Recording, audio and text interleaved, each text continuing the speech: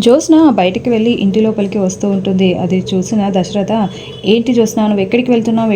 వెళ్ళేటప్పుడు కానీ చెప్పాల్సిన అవసరం లేదా? ఇలా ఇష్టం ఉన్నట్టుగా వెళ్తున్నావు వస్తున్నావు అంటే వెళ్ళేటప్పుడు ఎవరు లేరు చెప్పలేదు, వచ్చేటప్పుడు కూడా చెప్పే రావాలా నాన్న అని జ్యోత్స్న చాలా గట్టిగా మాట్లాడుతూ ఉంటుంది. అసలు బుద్ధుందా నీకు? మీ అమ్మ పరిస్థితి అలా ఉండి కూడా నువ్వు ఎక్కడికి వెళ్ళావు? ఈరోజు దీపా కార్తిక్ కూడా రాలేదు, మా పనుల్లో మేము బిజీగా ఉంటాం కదా, అమ్మని చూసుకోవాల్సిన బాధ్యత నీదే కదా జ్యోత్స్న అని అరుస్తూ ఉంటే, నేనేదో తప్పు చేసినట్టు నన్ను తిడతారేంటి నాన్న? మీరన్నీ నాకు చెప్పే చేస్తున్నారా? హాస్పిటల్కి నన్ను చెప్పే తీసుకుని వెళ్ళారా అని జ్యోత్స్న నిలదీస్తూ ఉంటుంది. ఏంటి జ్యోత్స్న, ఆ రోజు నేను ముందు చెప్పి తీసుకుని వెళ్ళినప్పుడు నువ్వు బ్లడ్ ఇవ్వడానికి నిరాకరించావు, ఆ టెస్ట్ సరిగ్గా రాలేదు, నెగిటివ్ అని వచ్చింది, అందుకే కదా నీకు చెప్పకుండా తీసుకుని వెళ్ళింది అని దశరథ మాట్లాడుతూ ఉంటాడు. ఇంకా అలా నువ్వు బయటికి వెళ్ళడానికి వీల్లేదు, నువ్వు ఇంట్లోనే ఉండి మీ అమ్మని చూసుకోవాలి, ట్యాబ్లెట్లు డస్ట్బిన్లో వేయడం కాదు, డస్ట్బిన్ హెల్తీగానే ఉంది, నువ్వు మీ అమ్మని ఆరోగ్యంగా చూసుకో, ఫస్ట్ ఎప్పటికీ టైం టు టైం ట్యాబ్లెట్స్ ఇస్తూ ఉండు అని దశరథ కోప్పడుతూ ఉంటాడు.